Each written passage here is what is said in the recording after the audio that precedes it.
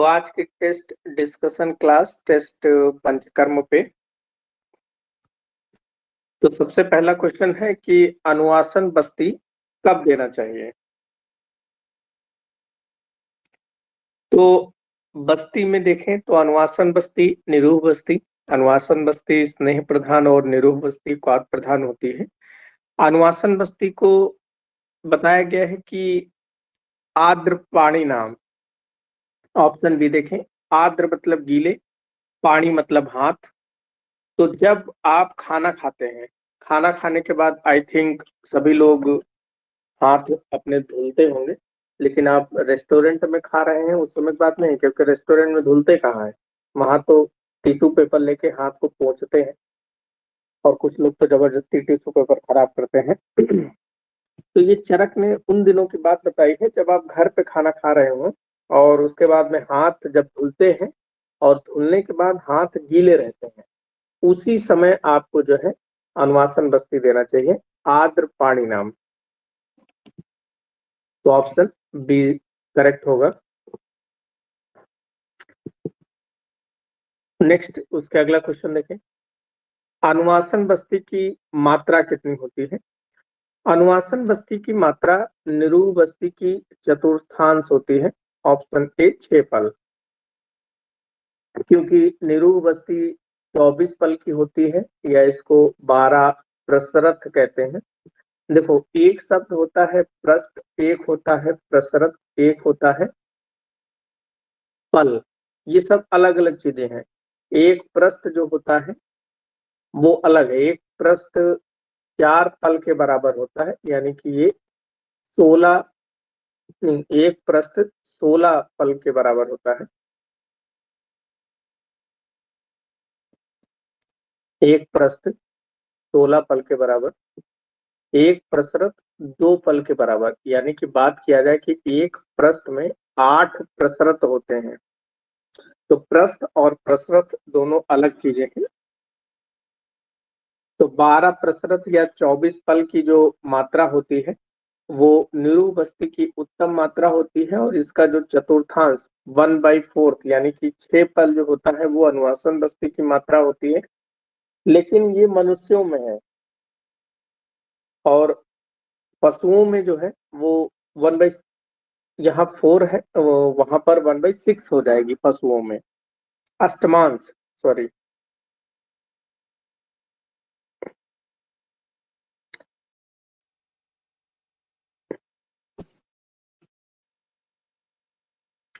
Next उसके आगे देखें कि एक 30 वर्षीय व्यक्ति में निरूह बस्ती की कितनी मात्रा देनी चाहिए।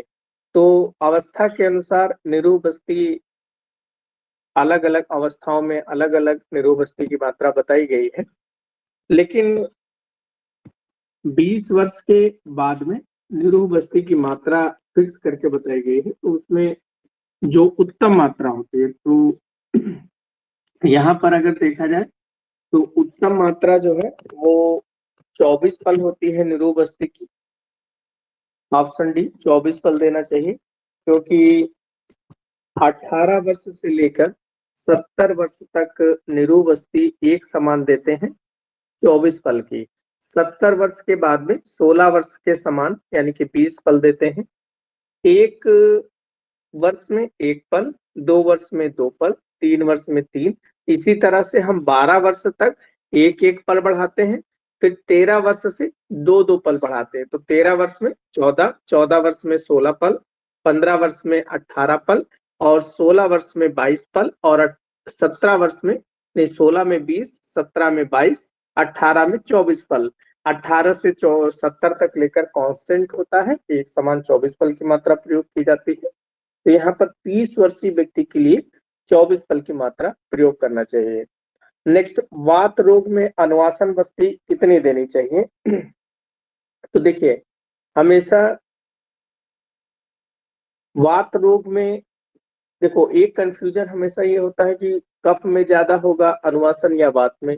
देखो, यहाँ अनुवासन बस्ती है, और अनुवासन बस्ती हमेशा तैल प्रधान या स्नेह प्रधान होता है, और स्नेह जो होता है वात सामक सबसे अच्छा होता है, ना कि कफ सामक। इसलिए वात सामक सामन के लिए अनुवासन बस्ती की मात्रा ज्यादा प्रयोग करते हैं। तो 9 या 11 जो बस्तियां होती हैं वो वात के लिए प्रयोग करते हैं। 5 या 7 बस्तियां जो होती हैं ये पित्त के लिए प्रयोग करते हैं। 1 या 3 बस्ती जो होती है ये कफ के लिए प्रयोग की जाती है। नेक्स्ट, निरूह बस्ती का प्रत्यागमन काल कितना होता है? तो निरूह बस्ती हमेशा अगर कंफ्यूजन हो कि निरूह पहले आएगी कि अनुवासन, तो एक चीज याद रखें, निरूह बस्ती की मात्रा 24 पल होती है और अनुवासन की मात्रा 6 पल।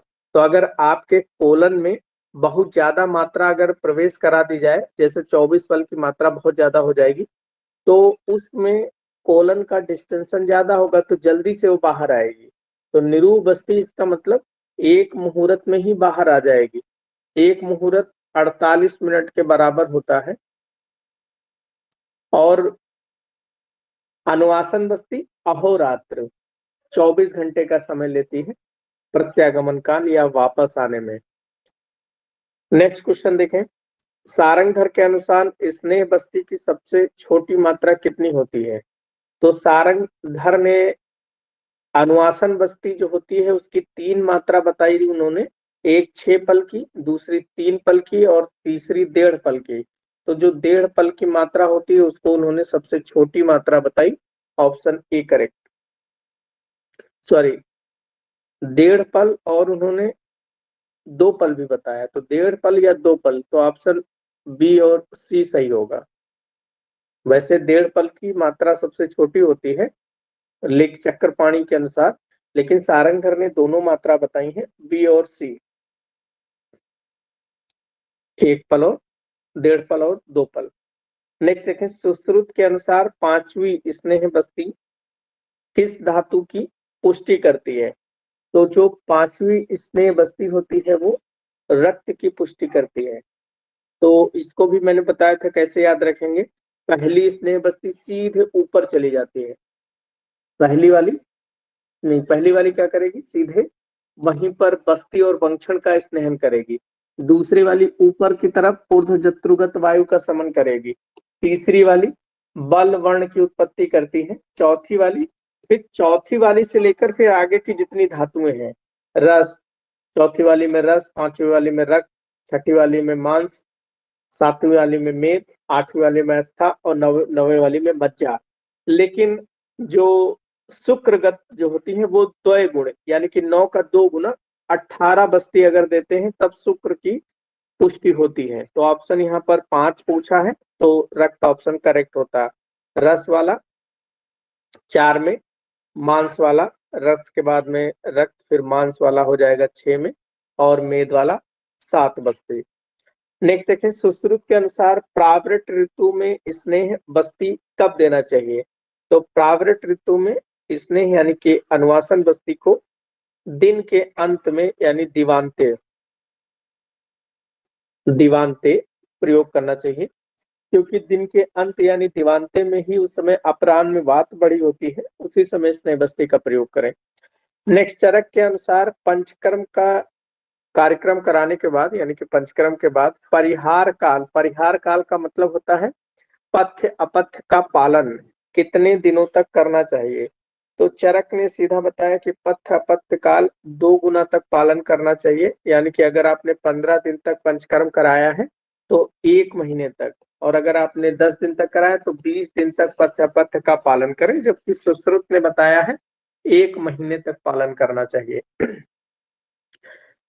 नेक्स्ट, उसके बाद देखें, गर्भिणी स्त्री किस स्थिति में बस्ती देते हैं? तो ये अधोमुख नियुक्त स्थिति में गर्भिणी को बस्ती देते हैं। ऑप्शन बी सही है। एक क्वेश्चन एक बार हम लोग और डिस्कस किए होंगे तो वहां पर अधोमुख और नियुक्त दोनों ऑप्शन अलग अलग बने होंगे, तो वहां नियुक्त हमने टिक किया था क्योंकि वर्ड नियुक्त आया है जिसका मतलब अधोमुख होता है। नेक्स्ट, निरूह बस्ती में क्वाथ की मात्रा कितनी होती है? तो निरूह बस्ती में क्वाथ की मात्रा 1/5, 1/5 भाग होता है निरूह बस्ती में क्वाथ की मात्रा। तो चरक के अनुसार अगर हम बात करें कि निरूह बस्ती में क्वाथ की मात्रा 1/5 होती है, और सुश्रुत ने बताया कि क्वाथ की मात्रा 1/4 होती है, तो ये सुश्रुत ने 1/4 बताया है। इसके अलावा स्नेह की मात्रा की बात करें निरूह बस्ती में, तो वात के लिए 1/4, पित्त के लिए 1/6 और कफ के लिए 1/8। जबकि सुश्रुत ने स्नेह की मात्रा अगर वात के लिए करें तो 1/4, 1/6 पित्त के लिए, 1/8 कफ के लिए। तो तीनों बातें चरक जैसे ही बताई स्नेह की मात्रा निरूह बस्ती में। अब ये मत समझना कि निरूह बस्ती में स्नेह नहीं होता। निरूह बस्ती मैंने बताया क्वाथ प्रधान होती है, यानी कि ज्यादातर काढ़ा होता है, जबकि स्नेह भी होता है। अंतर कहाँ है चरक और सुश्रुत में? इस स्वस्थ वृत्त के लिए स्नेह की मात्रा चरक ने 1/6 बताई है, यानी कि पित्त के समान बताई है, जबकि सुश्रुत ने स्वस्थ व्यक्तियों में निरूह बस्ती में स्नेह की मात्रा 1/5 बताई है। नेक्स्ट, वांगभट्ट के अनुसार काल बस्ती की मात्रा कितनी होती है? वैसे तो कर्म, काल और योग 3 प्रकार की बस्तियां होती हैं। कर्म बस्ती 30 होती हैं, काल बस्ती 16 होती हैं और मात्रा बस्ती 8 होती हैं। बस वाग्भट ने ही अंतर क्या बताया कि काल बस्ती जो होती है वो 15 होती है, 16 की जगह इन्होंने 15 बताया। नेक्स्ट, 12 वर्ष के बच्चे के लिए बस्ती नेत्र का अग्रभाग का छिद्र कितना होना चाहिए? तो 12 वर्ष के बच्चे में बस्ती नेत्र का छिद्र 17, यानी कि मटर आगे से निकल जाए उतना द्वार प्रवेश करने हेतु वो छिद्र बनाना चाहिए। तो छिद्र के लिए चरक ने, सुश्रुत ने, सभी आचार्यों ने अलग अलग ही बताया। जैसे चरक ने 6 वर्ष में बताया कि मुक्त वाला होना चाहिए, तो पहला जो ऑप्शन है ये 6 वर्ष के लिए है। फिर उसके बाद उन्होंने बताया 20 वर्ष में करकंधु, तो ये 20 वर्ष करकंधु वाला 20 वर्ष में है। सुश्रुत ने अलग अलग बताया। सुश्रुत ने बताया कि 1 वर्ष में मुग्ध प्रमाण का छिद्र होना चाहिए, 8 वर्ष में मास प्रमाण का, 16 वर्ष में कलाय प्रमाण का और 25 वर्ष में कोलास्थी प्रमाण का उन्होंने बताया, जबकि 70 वर्ष में भी उन्होंने कोलास्थी प्रमाण ही बताया। नेक्स्ट क्वेश्चन देखें कि चक्रपाणी के अनुसार निरूह बस्ती कफ दोष में प्रयुक्त करने हेतु मधु की मात्रा कितनी मिलानी चाहिए? तो चक्रपाणी ने मधु जो है ये 6 पल की मात्रा मिलानी चाहिए। तो चक्रपाणी ने वात के लिए मधु 3 पल बताया, पित्त में 4 पल और कफ के लिए मधु 6 पल बताया। और इसी का उल्टा कर लें तो स्नेह की मात्रा आ जाएगी, यानी कि स्नेह की मात्रा वात में 6, पित्त में 4 और कफ में 3 पल होती है। नेक्स्ट उसके आगे देखें, निरूह बस्ती प्रत्यागमन के उपरांत पित्त दोष में क्या आहार देते हैं? तो जब निरूह बस्ती देते हैं उसके बाद में निरूह बस्ती वापस आ जाए तो हमें आहार के रूप में क्षीर का प्रयोग करना चाहिए, क्योंकि क्षीर जो होता है वो पित्त दोष अगर अनुबंधित है तो उसको शांत करने के लिए। जबकि वात वगैरह में हम लोग मांस रस वगैरह का प्रयोग कराते हैं।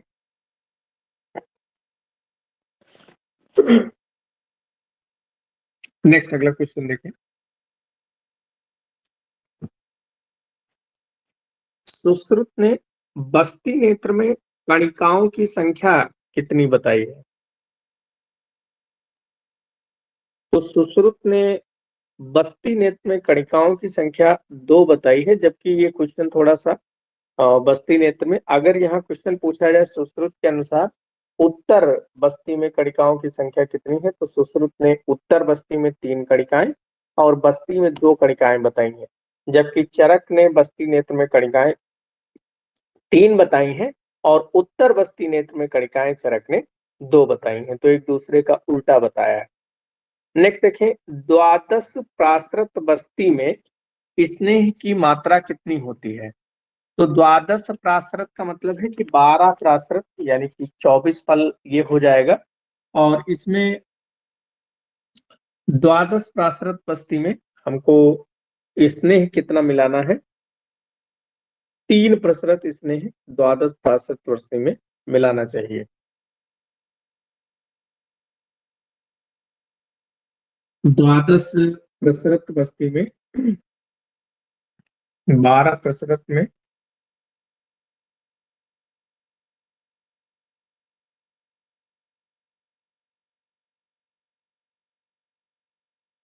नेक्स्ट क्वेश्चन देखें। सुश्रुत के अनुसार 16 वर्ष की आयु के लिए मूल भाग का छिद्र कितना होना चाहिए बस्ती का? तो सुश्रुत ने आयु वर्ग के हिसाब से 18 वर्ष 16 वर्ष के लिए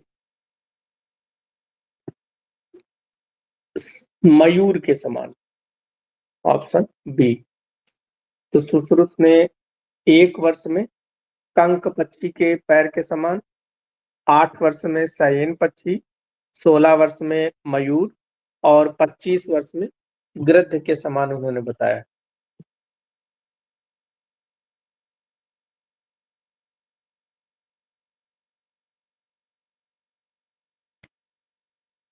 नेक्स्ट क्वेश्चन देखें। व्रण नेत्र की लंबाई, सुश्रुत के अनुसार व्रण नेत्र की लंबाई कितनी होती है? तो सुश्रुत ने 8 अंगुल लंबा व्रण नेत्र की लंबाई माना है।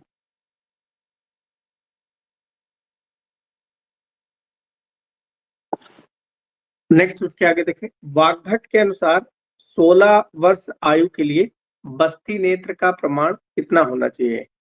तो वाग्भट ने वैसे तो चरक को ही फॉलो किया है, लेकिन उन्होंने कुछ अंतर किए, जैसे 16 वर्ष पे उन्होंने 9 अंगुल बताया है, जबकि वाग्भट ने 1 वर्ष से ज्यादा के लिए 5 अंगुल, 1 से 6 के लिए 6 अंगुल, 7 के लिए 7 अंगुल, 12 वर्ष के लिए 8 अंगुल, 16 के लिए 9 अंगुल और 20 वर्ष वाले के लिए 12 अंगुल बताया है।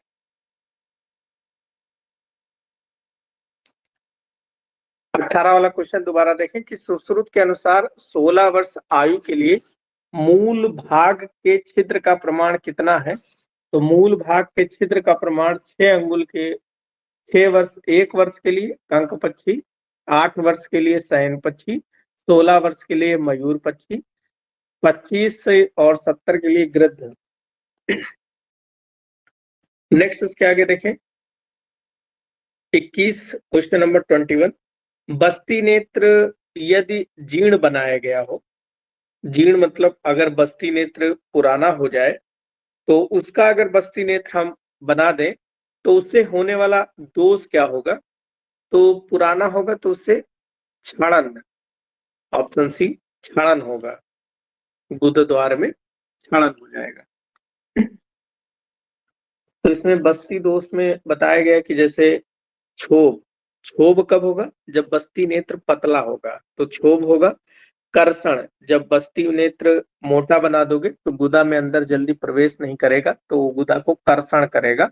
और जीर्ण से क्षरण होगा। और शिथिल बंधन से बस्ती द्रव्य का स्राव हो जाता है। और पार्श्व में छिद्र अगर है तो पार्श्व छिद्र से जीर्ण हो, बस्ती जो है जल उसका जो है बाहर छिद्र है तो निकल जाएगा, वायु प्रवेश कर जाएगी उससे। मांसल है तो विसर्गंध वाला होगा।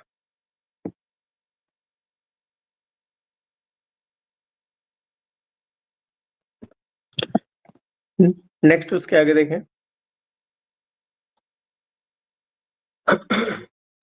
सुश्रुत के अनुसार बस्ती द्रव्य के दोष कितने होते हैं? तो सुश्रुत ने बस्ती द्रव्य दोष बताए हैं 11, ऑप्शन ए सही होगा। सुश्रुत की अगर बात करें तो बस्ती नेत्र दोष सुश्रुत ने 11 और बस्ती द्रव्य के दोष 11, तो दोनों के 11-11 बताए हैं, जबकि बस्ती दोष 5, बस्ती प्राणिधान दोष 6, पीड़न दोष 4 और सैया दोष 7, तो 44 प्रकार के दोष वैध आतुर निमित्त बताए हैं, व्यापक वैध निमित्त होते हैं। जबकि आतुर के कारण 15 व्यापक, स्नेह वापस न आने के कारण 8 व्यापक और 9 बस्ती व्यापक वैध निमित्त, तो टोटल जो है इनके 76 बस्ती व्यापक होते हैं सुश्रुत के। नेक्स्ट, एक 40 वर्षीय व्यक्ति जिसके शरीर में मेद धातु की अत्यंत कमी हो गई हो, उसकी मेद धातु की पुष्टि के लिए सुश्रुत के अनुसार कितनी स्नेह बस्ती देनी चाहिए? तो अभी हम लोगों ने पीछे इसको डिस्कस किया था कि रक्त में 5 थे,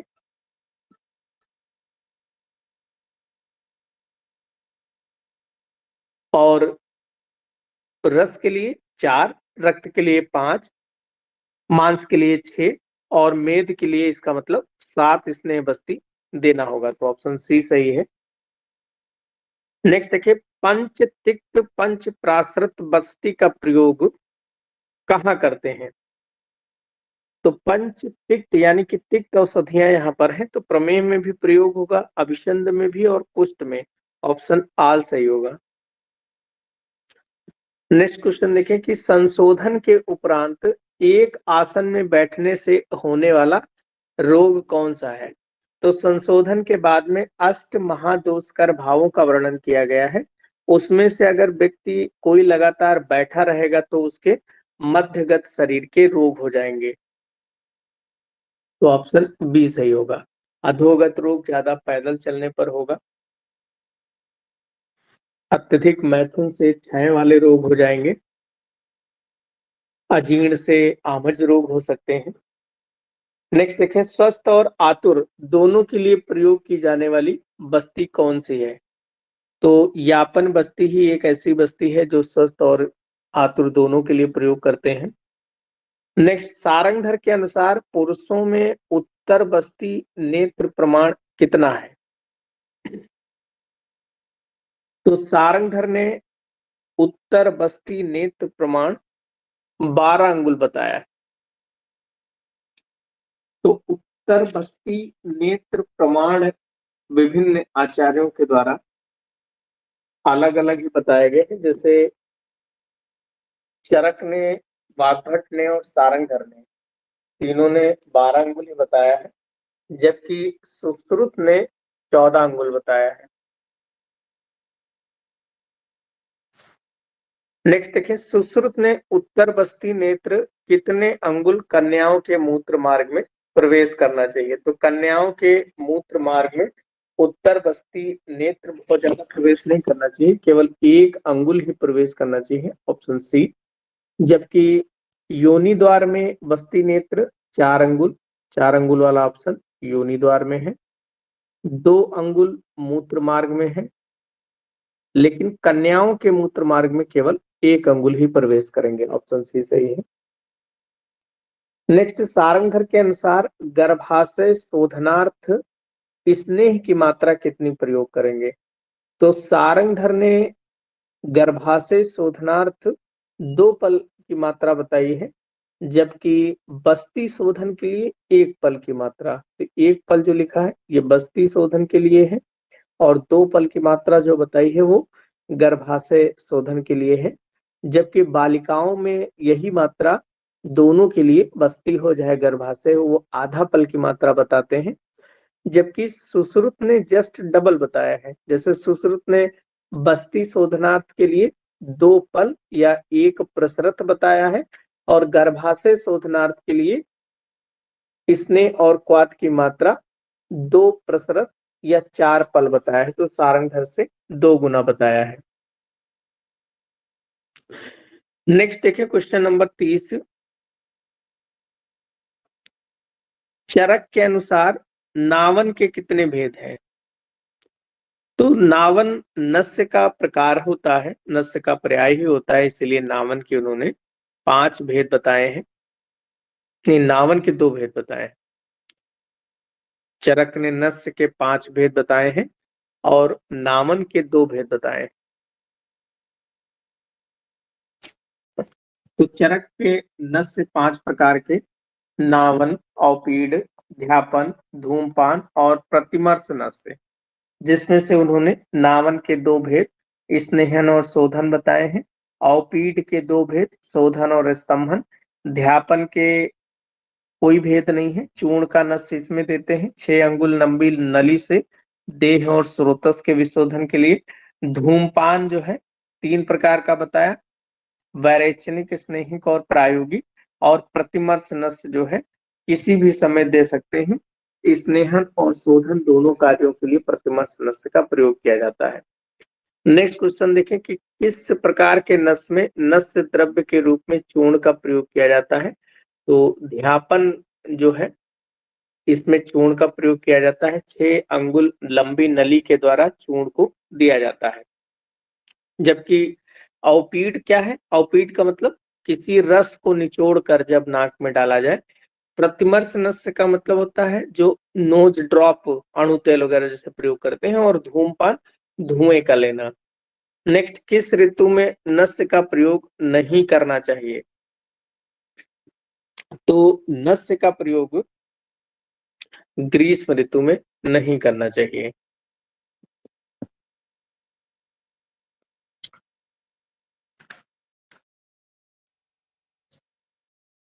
नस्य का प्रयोग प्रावृट, शरद और बसंत ऋतु में करना चाहिए, जबकि वर्षा, ग्रीष्म और शिशिर और हेमंत ऋतुओं में नहीं करना चाहिए। नेक्स्ट उसके आगे देखें, गर्भणी को नस्य देने से क्या हो जाएगा? तो गर्भणी को नस्य प्रयोग करने से काण, कुड़ी, पक्षहत तीनों दोष हो जाएंगे गर्भ को। नेक्स्ट, शिरोविरेचन द्रव्यों का आश्रय नहीं है। तो शिरोविरेचन द्रव्यों के आश्रय में हम लोगों ने पढ़ा था कि जब पंचांग, इसको हम लोगों ने याद किया था कि किसी भी प्लांट का जो पंचांग होता है,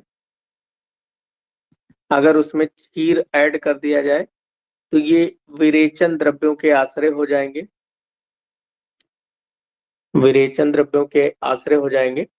और इसी में अगर हम लोग कंद और निर्यास को ऐड कर दें तो शिरोविरेचन द्रव्यों के आश्रय हो जाएंगे। यानी कि शिरोविरेचन द्रव्यों के आश्रय 8 हो जाएंगे। और अगर उसी में फिर धातु और सार ये 2 ऐड कर दिया जाए तो स्थावर विष के अधिष्ठान हो जाएंगे। तो यहाँ ऑप्शन सही होगा धातु, क्योंकि धातु शिरोविरेचन द्रव्यों का आश्रय नहीं है। वो किसका है? धातु और सार। धातु और सार स्थावर विष अधिष्ठान होता है। नेक्स्ट उसके आगे देखें, शिरोविरेचन द्रव्यों के आश्रय 7 होते हैं, क्षीर नहीं होता है। शिरोविरेचन द्रव्यों में कौन सा रस नहीं होता है? तो शिरोविरेचन द्रव्यों में मधुर रस नहीं होता है।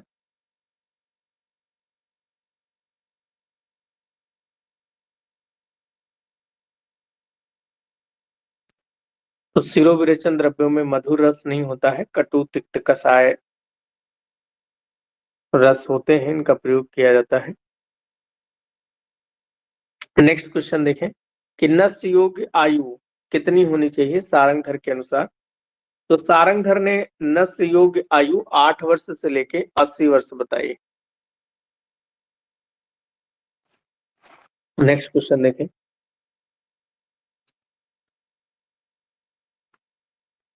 सुश्रुत ने नस्य का विकल्प क्या बताया है? तो सुश्रुत ने नस्य का विकल्प प्रतिमर्श बताया है कि सुश्रुत ने शिरोविरेचन का विकल्प अवपीड और प्रधमन बताया। नस्य योग आयु में 7 वर्ष से 8 वर्ष से 80 सारंगधर की है, और 7 वर्ष से 80 में लिख लें ये वाग्भट की है।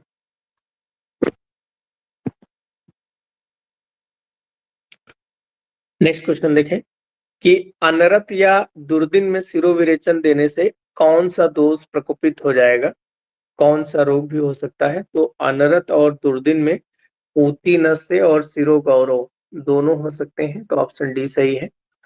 नेक्स्ट, यदि शिरोविरेचन से क्षय हो जाए तो उसकी चिकित्सा करते हैं। तो ये सुश्रुत का क्वेश्चन है, अगर शिरोविरेचन में क्षय हो जाता है तो उसकी हम ब्रह्मण चिकित्सा करते हैं। नेक्स्ट, सारंगधर के अनुसार पित्त विकार में किस स्नेह से नस से देना चाहिए? तो पित्त विकार में सारंग ने घृत भी बताया है और मज्जा भी बताया है। बी और सी सही होंगे।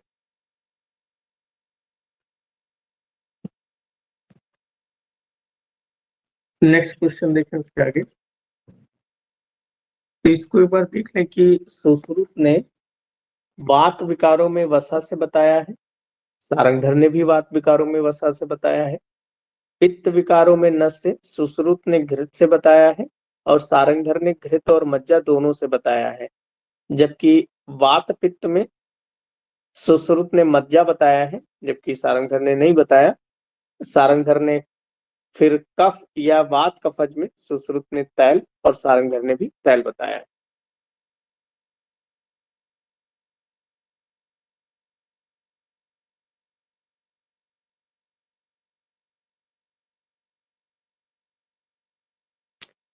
नेक्स्ट उसके आगे देखें, स्नेहिक नस से की प्रवर मात्रा कितनी है? तो स्नेहिक नस्य की प्रवर मात्रा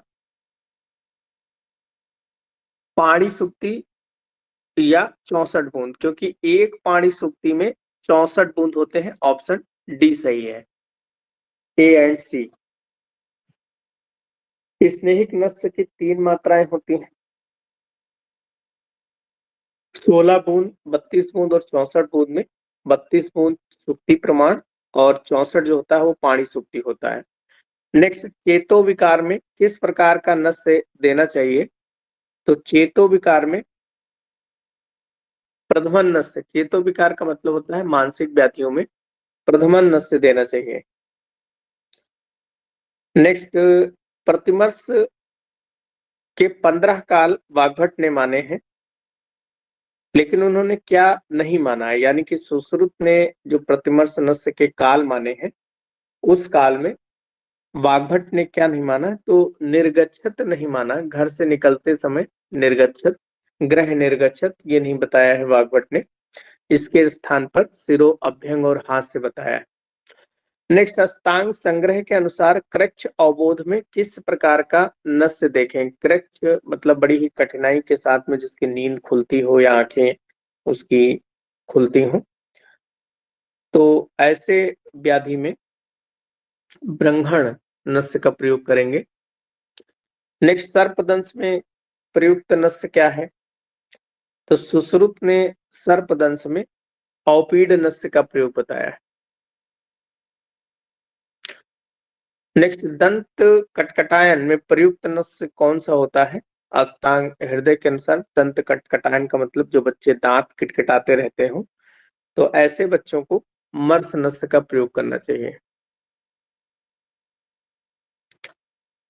नेक्स्ट, कर्ण पूरण में पंचकर्म में माना है, तो पंचकर्म चिकित्सा जो होती है इसमें योग रत्नाकर ने कर्ण पूरण भी बताया है, जबकि पंचकर्म चिकित्सा में वमन, विरेचन, बस्ती, नस्य और सिरक्त मोक्षण या सिरा मोक्षण ये सुश्रुत ने बताया, जबकि चरक ने वमन, विरेचन, निरूह, अनुवासन और सिरो विरेचन बताया है। और योग रत्नाकर ने कर्ण पूरण को भी पंचकर्म के अंतर्गत माना है। नेक्स्ट, अष्टांग हृदय के अनुसार प्रथमन नस्य की मात्रा कितनी होनी चाहिए? तो अष्टांग हृदय के अनुसार कोल मात्रा प्रयोग करते हैं प्रथमन नस्य में।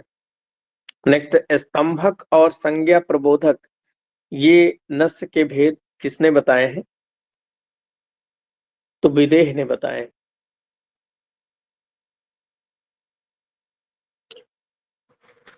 नस्य के भेद बहुत सारे आचार्यों ने, जैसे चरक ने तो 5 बताए, सुश्रुत ने पहले 2 बताए, फिर उसके 5 भेद बताए, नस्य, सिरो विरेचन, प्रतिमर्श, औपीड और प्रथमन बताया।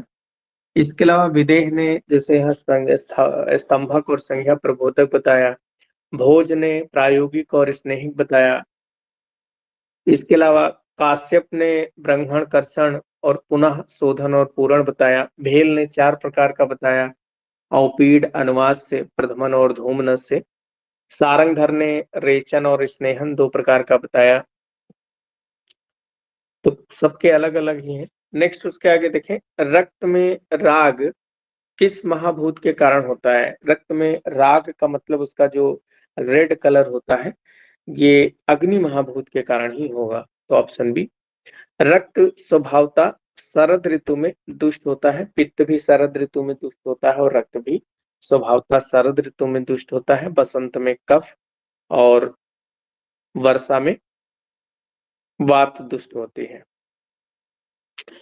नेक्स्ट, रक्त मोक्षण के पूर्व किस प्रकार के अन्न का सेवन करते हैं? तो रक्त मोक्षण के पूर्व में यवागु पान, क्योंकि रक्त लिक्विड होता है, जब वो बाहर निकलेगा तो शरीर में हाइपोटेंशन ना होने पाए, इसके लिए यवागु पान करा देते हैं। इसीलिए आजकल अगर किसी का खून निकालते हैं तो उसके बाद में फिर उसको अनार का जूस वगैरह पिला देते हैं, ताकि अनार के जूस में ऐसा कुछ नहीं होता कि आपका हीमोग्लोबिन बढ़ा देगा। अनार का जूस का रंग लाल इसलिए होता है क्योंकि उसमें जेंथोफिल जो प्रोटीन होती है, जो पिगमेंट होता है, वो पिगमेंट रेड कलर का होता है। इसलिए अनार में कैलोरी बहुत होती है, इंस्टेंट एनर्जी दे सकता है आपको अनार, उससे आयरन नहीं मिलेगा। और पिच्छिल अन्नपान, अग्निकर्म से पूर्व पिच्छिल अन्नपान का सेवन कराते हैं। अग्निकर्म से पूर्व पिच्छिल अन्नपान। नेक्स्ट, रस संवहन का सर्वप्रथम वर्णन किस आचार्य ने किया? तो भेल ने रस संवहन का सर्वप्रथम वर्णन किया। नेक्स्ट, संशोधन के संदर्भ में एक प्रस्थ 13.5 पल के बराबर होता है, वैसे एक प्रस्थ जो है 16 पल के बराबर होता है। नेक्स्ट उसके आगे देखें, मांसल प्रदेश में रक्त मोक्षण की मात्रा किस मात्रा में करना चाहिए? तो मांसल प्रदेश में मांस मोटा होता है, इसीलिए यहाँ पर यव मात्र करना चाहिए, ऑप्शन सी। और जो मांसल ना हो वहां पर अर्ध यव मात्र। नेक्स्ट, अपची में रक्त मोक्षण कहां पर करते हैं? तो अपची व्याधि में इंद्र बस्ती के नीचे 2 अंगुल, ऑप्शन ए ही है। इंद्र बस्ती के नीचे 2 अंगुल पर। इंद्र बस्ती कहाँ होता है? जो आपका कॉफ मसल होता है, उस कॉफ मसल के पास में ही इंद्र बस्ती मर्म होता है, वहीं से नीचे 2 अंगुल। नेक्स्ट उसके आगे देखें, चिप रोग में रक्त मोक्षण कहाँ करते हैं? तो चिप रोग में क्षिप्र मर्म के ऊपर पापा तो क्षिप्रा बीबी को, वो वाला हम लोगों ने याद किया था, पाददारी, पादहर्ष, विचर्चिका, विसर्प, क्षिप्र मर्म, ये 2 अंगुल नीचे हम लोग रक्त मोक्षण करते हैं। नेक्स्ट, वात पित्त से दूषित रक्त में शिरा मोक्षण किससे करते हैं? तो वात पित्त से दूषित में श्रृंग का प्रयोग करते हैं, जबकि अगर वात कफ दूषित हो या पित्त कफ दूषित हो, वहां पर पित्त कफ में अलाबू का प्रयोग करते हैं। पित्त प्रकोप में जलोका का प्रयोग करते हैं। नेक्स्ट, मदन फल के वमन कराने हेतु साड़ों से बनाए गए योगों की संख्या कितनी होती है? तो साड़ों से बनाए गए 10 योग होते हैं। नेक्स्ट, आचार्य शौनक ने जीमूतक को कौन से रोग में श्रेष्ठ माना है? तो आचार्य शौनक ने जीमूतक को कुष्ठ रोग में श्रेष्ठ बताया है। सर्व रोग में मदन फल का प्रयोग करते हैं।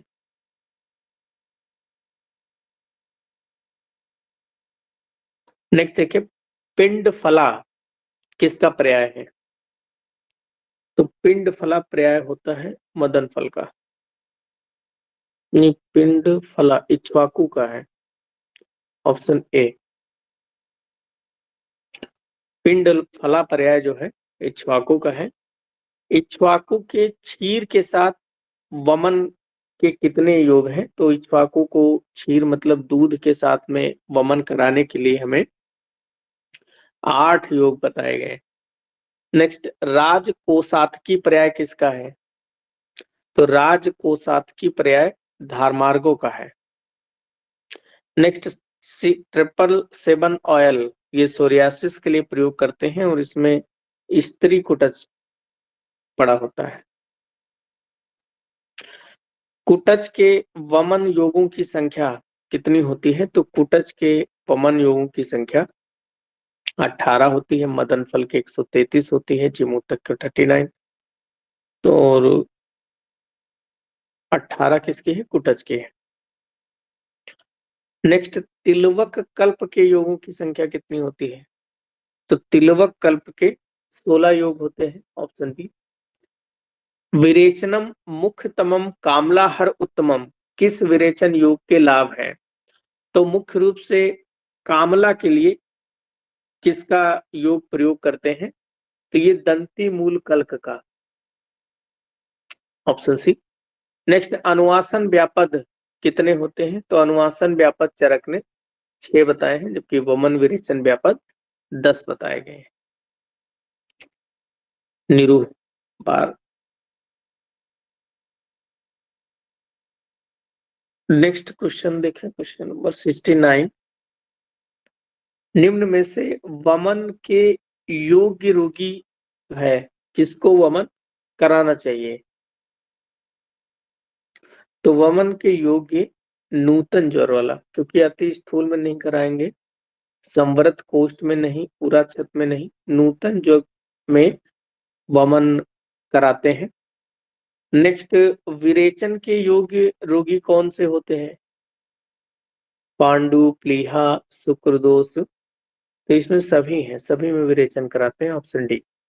नेक्स्ट, हृदय प्राप्ति उपद्रव होने पर क्या चिकित्सा करना चाहिए?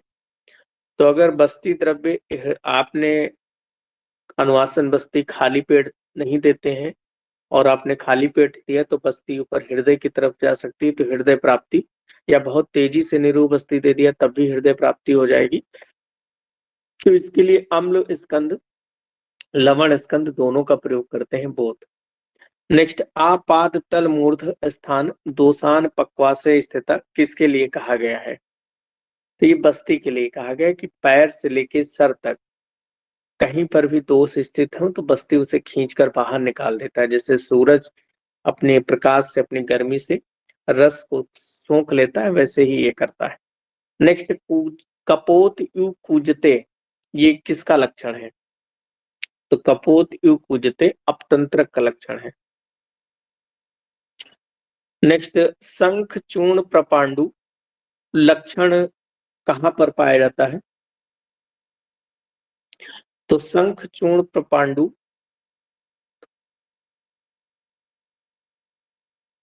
कफज मूत्रकोशाद में पाया जाता है।